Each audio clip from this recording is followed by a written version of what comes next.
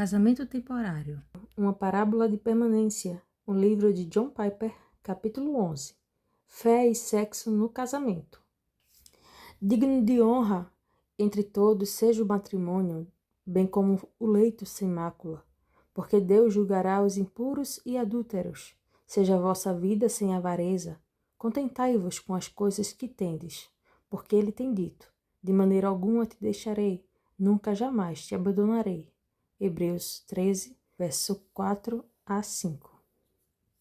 Antes de tratarmos da geração e da criação de filhos, devemos considerar a enorme importância da relação sexual no casamento. Veremos nos capítulos seguintes que o dever de crescer e de multiplicar não é absoluto, nem que as relações sexuais estão presas exclusivamente ao ato de procriação. Deus não criou essa grandiosa capacidade de prazer só para garantir que haveria uma nova geração. É assim que funciona. No entanto, Deus poderia tê-la feito de maneira que não sentíssemos nenhum prazer, mas que ficássemos nauseados se não houvesse sexo 2 vezes na semana. Isso também teria funcionado. Esse prazer tem mais intenções em vista do que apenas a procriação. Êxtases inconcebíveis. Não é por acidente que, durante séculos, os eruditos bíblicos interpretam o Cântico dos Cânticos de Salomão como uma descrição de Cristo e a Igreja. Pode ser que ficassem melindrados em admitir que o seu sentido natural diga respeito a Salomão e sua noiva, mas não estavam errados ao verem que o significado do sexo conjugal se refere em última análise aos deleites finais entre Cristo e sua Igreja. Não é preciso ser um asceta nem temer a delícia do prazer físico para consentir que a intimidade e o clímax sexuais têm naquilo para o que apontam o seu significado final. Eles apontam para êxtases inalcançáveis e inconcebíveis nesta vida. Assim como os céus proclamam a glória do poder e da beleza de Deus, assim também o clímax sexual anuncia a glória dos deleites imensuráveis que teremos com Cristo na era por vir. Lá não existirá casamento, mas o casamento aqui representado estará lá. E os prazeres do casamento, multiplicados 10 milhões de vezes, estarão lá. Os prazeres que lá sentiremos são de tal ordem que, se Deus tivesse a intenção de explicá-los para nós, seria como tentar explicar o prazer sexual para alguém com 5 anos de idade.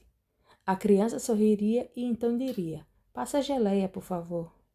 Os prazeres sexuais no casamento são bons. Se lhe dissesse o contrário, a Bíblia me acusaria de estar propagando ensinos de demônios.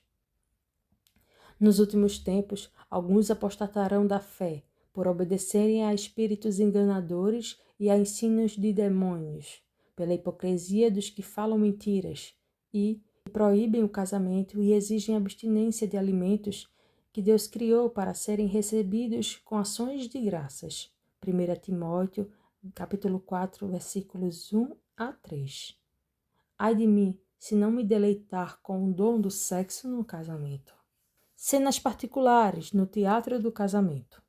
Esse deleite não é opcional para os casados. Somos ordenados a nos deleitar no corpo um do outro. Seja bendito o teu manancial e alegra-te com a mulher da tua mocidade. Corça de amores e gazela graciosa, sacia-te os seus seios em todo o tempo e embriaga-te sempre com as suas carícias. Provérbios 5, versículos 18 a 19. Beija-me com os beijos de tua boca, porque melhor é o teu amor do que o vinho. Cantares, capítulo 1, verso 2. O marido e a esposa devem buscar os prazeres que Deus criou para esse relacionamento. O mundo não deve se intrometer em nosso quarto. O sexo não é um esporte para espectadores, apesar da indústria bilionária que existe para transformá-lo nisso. O que significa que a representação de Cristo e a Igreja na vida de maridos e esposas tem suas cenas particulares. Essa parte do espetáculo tem uma plateia de 3, o marido, a esposa e Deus, que tudo vê. Aqui, os protagonistas do ato estão atentos, elevados nas correntes do prazer, e se honrarem o significado desse dom, Ficarão maravilhados com o fato de essa dádiva, por mais intensa que seja, não ser senão um símbolo de algo infinitamente maior que ainda está por vir. Os atos particulares da representação teatral de Cristo e sua Igreja são conhecidos no mundo inteiro. O amor de Cristo por sua noiva não deixa de ter testemunhas em lugar nenhum. Quando provém da fé, sexo não é pecado. Vamos agora refletir juntos nas implicações de Hebreus 13, versículos 4 a 5. Digno de honra entre todos seja o matrimônio, bem como o leito sem mácula, porque Deus julgará os impuros e adúlteros. Seja a vossa vida sem avareza. É notável que o escritor ponha lado a lado o dinheiro e o leito conjugal. Não por coincidência, a maioria dos conselheiros hoje situa dinheiro e relações sexuais quase no topo de suas listas de problemas identificados no casamento. Nossa atenção se concentrará no leito matrimonial, mas ressaltamos que esses dois aspectos estão intimamente ligados. A busca pelo poder e pelo prazer mistura-se nessas duas áreas como em nenhuma outra. O escritor toma o cuidado de proteger o leito conjugal. Quer que ele seja bom, não quer que seja arruinado, e exorta para que o leito matrimonial seja imaculado. Ele não tem em mente impurezas cerimoniais. Sabemos disso porque diz: Deus julgará os sexualmente impuros e adúlteros. Ele está levando em consideração todas as máculas pecaminosas. Em última análise, o pecado é algo que não vem da fé. É isso que Paulo afirma em Romanos 14, verso 23. Tudo que não provém de fé é pecado. Portanto, aquilo que o escritor está dizendo é: proteja as relações sexuais no casamento, não fazendo nada que não provém da fé. A fé, conforme ele diz em Hebreus 11, verso 1, é a certeza de coisas que se esperam, a convicção de fatos que se não veem. Ou seja, fé é a confiança que sentimos em tudo quanto Deus promete ser e fazer por nós, em todos os amanhãs de nossa vida. Agora, de que maneira essa fé produz atitudes e atos sexuais que não sejam pecado? No contexto, o escritor mostra-nos como isso funciona com relação ao dinheiro. Podemos então fazer a aplicação para o sexo. Em Hebreus 13, verso 5, ele diz: Seja a vossa vida sem avareza, contentai-vos com as coisas que tendes. O amor ao dinheiro é um desejo que desagrada a Deus, é pecado. O antídoto para esse amor pecaminoso e para todos os males que dele decorrem é o contentamento. Contentai-vos com as coisas que tendes. Mas o escritor não nos deixa aí sozinhos para de alguma maneira ligarmos o motor do contentamento. Ele segue em frente, dando a base para isso, porque ele, Deus, tem dito: de maneira alguma te deixarei, nunca jamais te abandonarei. O alicerce do contentamento é a promessa infalível do socorro de Deus e da sua comunhão conosco. Portanto, o que o escritor aos Hebreus está dizendo é: Deus, em sua palavra, tem feito promessas tão confortadoras, animadoras e inspiradoras da esperança, como a citada aqui de Deuteronômio 31, verso 6, que se tivermos fé nessas promessas, ficaremos contentes. E o contentamento é o antídoto contra o amor ao dinheiro e contra todo o pecado sexual. Pecado é aquilo que você sente, pensa e faz quando não leva a Deus em consideração pela sua palavra, nem descansa em suas promessas. Deste modo, o mandamento dado aos Hebreus pode ser declarado assim: que as relações sexuais estejam isentas de qualquer ato ou atitude que não procede da fé na palavra de Deus. Ou, enunciando de maneira positiva, que as atitudes e os atos em suas relações sexuais conjugais brotem do contentamento que procede da confiança nas promessas de Deus.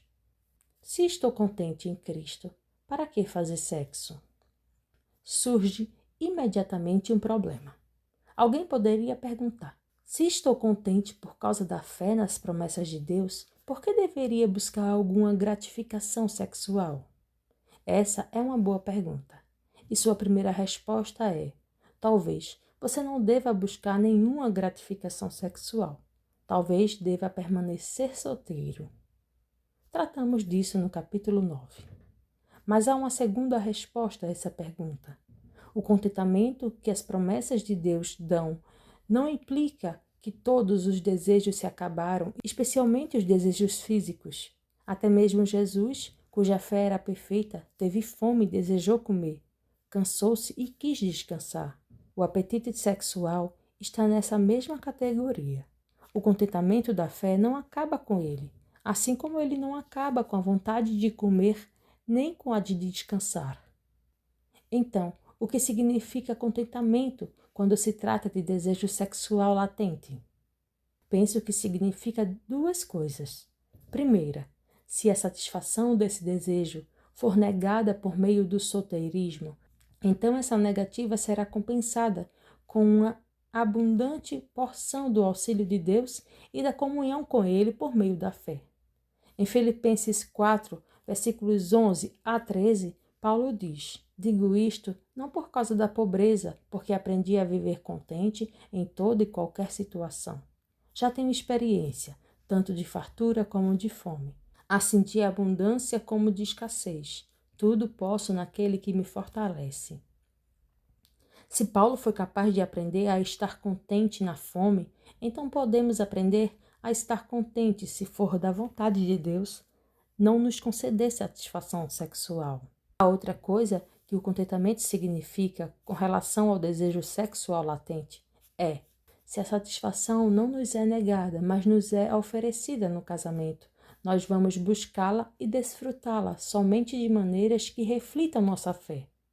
Expressando isso de outro modo, embora o contentamento da fé não acabe com nossa fome, cansaço ou apetite sexual, ele transforma a maneira que procedemos para satisfazer esses desejos. A fé não nos impede de comer, mas impede a glutonaria. Não nos impede de dormir, mas de sermos preguiçosos. Não acaba com o apetite sexual, mas o quê? É disso que quero tratar no espaço que foi deixado. Aquilo que vamos fazer não é sujo. Em primeiro lugar, quando o ouvido da fé entende a palavra de 1 Timóteo 4, versículos 4 a 5. Tudo que Deus criou é bom e recebido com ações de graças nada é recusável, porque pela palavra de Deus e pela oração é santificado. Ele crê. Assim, a fé honra o corpo e seus apetites como dons de Deus. A fé não permitirá que um casal casado se deite na cama e um diga para o outro: aquilo que estamos fazendo é sujo. É o que fazem nos filmes pornográficos. Em vez disso, a fé declara: Deus criou este ato, ele é bom e pertence a quantos conhecem plenamente a verdade. 1 Timóteo 4, verso 3. A cicatriz do pecado perdoado não prevalecerá. Em segundo lugar, a fé aumenta a alegria das relações sexuais no casamento, porque nos liberta da culpa do passado. Aqui tenho em mente as pessoas casadas, mas que têm de olhar para trás por algum ato de fornicação, adultério, incesto, experiência homossexual, anos de masturbação habitual, obsessão com pornografia, carícias promíscuas ou divórcio. E o que Deus diz é: se há genuinamente no seu íntimo, pela graça de Deus, o render-se à sua misericórdia para perdão, então Deus o libertará da culpa do pecado. Ele tornará possível uma vida sexual nova e limpa no casamento. Não somos ingênuos. Mesmo que a culpa do nosso pecado tenha sido removida, restam algumas cicatrizes. Posso imaginar, por exemplo, um casal prestes a iniciar o noivado, sentado num parque. Ele se volta para ela e diz: há algo que preciso lhe contar. 2 anos atrás, fiz sexo com uma garota. Eu estava longe do Senhor. Ela foi a única. Chorei por causa disso muitas vezes. Creio que Deus me perdoou e espero que você consiga me perdoar. Nas semanas seguintes, não sem que haja lágrimas, ela o perdoa e se casam. E na primeira noite de lua de mel, deitam-se juntos.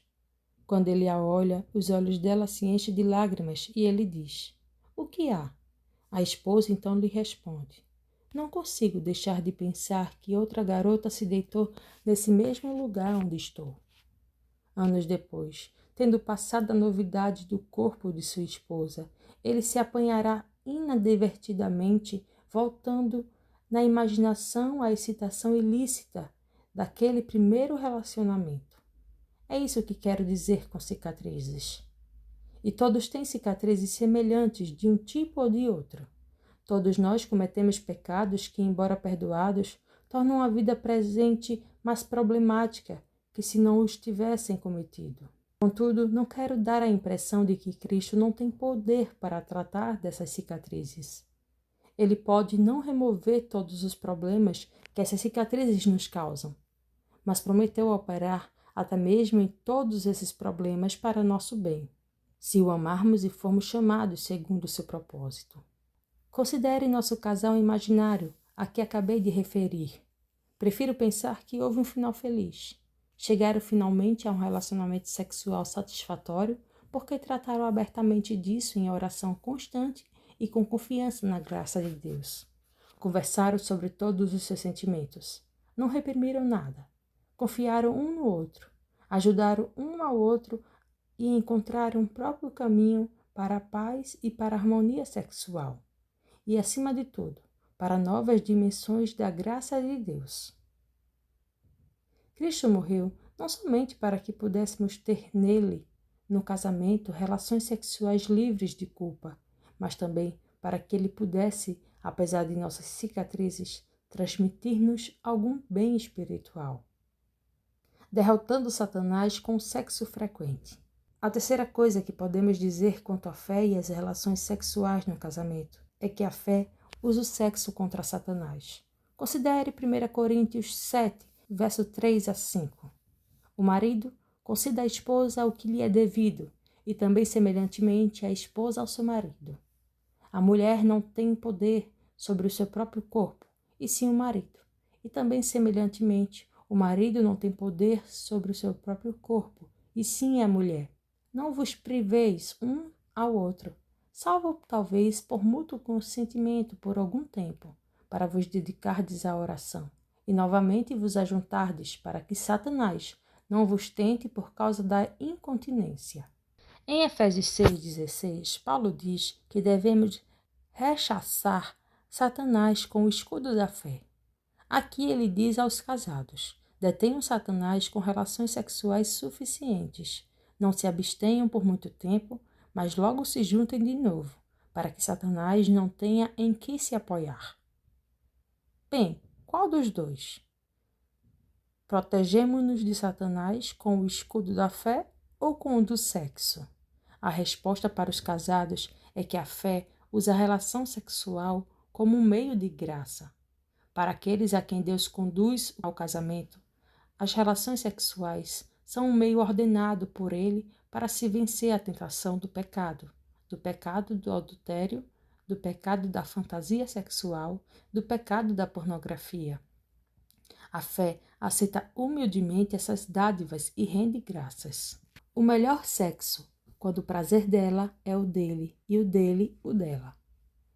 Atente para mais uma coisa em 1 Coríntios 7, verso 3 a 5. Isso é muito importante.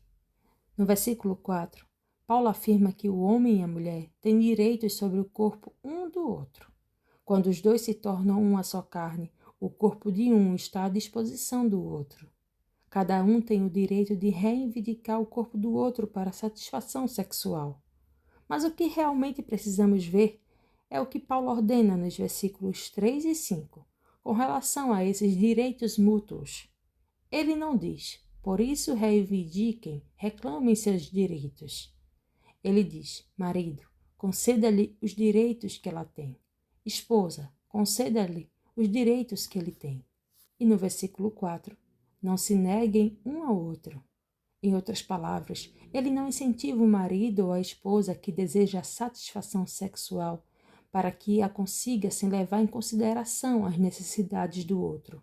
Em vez disso, ele insta a ambos a sempre estarem prontos para entregar o corpo quando o outro quiser. Deduzo disso e do ensinamento de Jesus em geral que as relações sexuais felizes e plenas no casamento, depende de cada parceiro ter como alvo a satisfação do outro. Se o prazer de um é fazer o outro feliz, uma centena de problemas será resolvida antes de acontecer.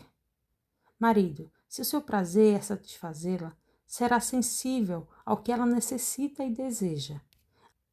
Aprenderá que a preparação para uma relação sexual satisfatória às 10 da noite começa com palavras carinhosas às 7 da manhã e prossegue o dia inteiro como gentileza e respeito. E quando chegar a hora, você não irá a ela como um tanque de guerra, mas saberá qual é o seu ritmo e a conduzirá com habilidade. A menos que ela sinalize, você dirá: o objetivo é o clímax dela, não o meu. Deste modo, aprenderá mais cedo ou mais tarde que mais abençoado é dar do que receber. Esposa, nem sempre é assim, mas parece normalmente que seu marido quer ter relações sexuais com mais frequência que você. Martinho Lutero disse ter descoberto que 2 vezes por semana é ampla proteção contra o tentador. Não sei se a esposa dele, Kate, estava ou não disposta a isso todas as vezes, mas se você não estiver, conceda em qualquer caso, a menos que haja circunstâncias extraordinárias. Não digo ao marido de vocês, consiga de qualquer jeito. Na verdade, por respeito à esposa, você, marido, deve ficar sem isso. A meta é superar um ao outro em dar o que ele ou ela quer. Que o alvo de vocês dois seja satisfazer um ao outro tão plenamente quanto possível. Sexo santo, derrota de Satanás, manifestação de Cristo e deleite nosso. Digno de honra entre todos seja o matrimônio, bem como o leito sem mácula. Ou seja, não pequem em suas relações sexuais, e isso significa que tenham somente aquelas atitudes e façam apenas aqueles atos que provêm da fé nas promessas de Deus que dão esperança. Todos nós devemos nos perguntar regularmente: aquilo que sinto ou faço está firmado no contentamento da fé ou na insegurança ansiosa da incredulidade? Meus anseios conformam-se ao contentamento da fé ou o contradiz? Essas perguntas lhe ajudarão em centenas de decisões éticas, pequenas ou grandes. Em síntese, meu objetivo tem sido mostrar o impacto da fé sobre 3 aspectos das relações sexuais no casamento. Primeiro aspecto, a fé crê em Deus quando ele diz que as relações sexuais no casamento são boas e puras, devendo ser recebidas com ações de graça, pelos que creem e conhecem a verdade.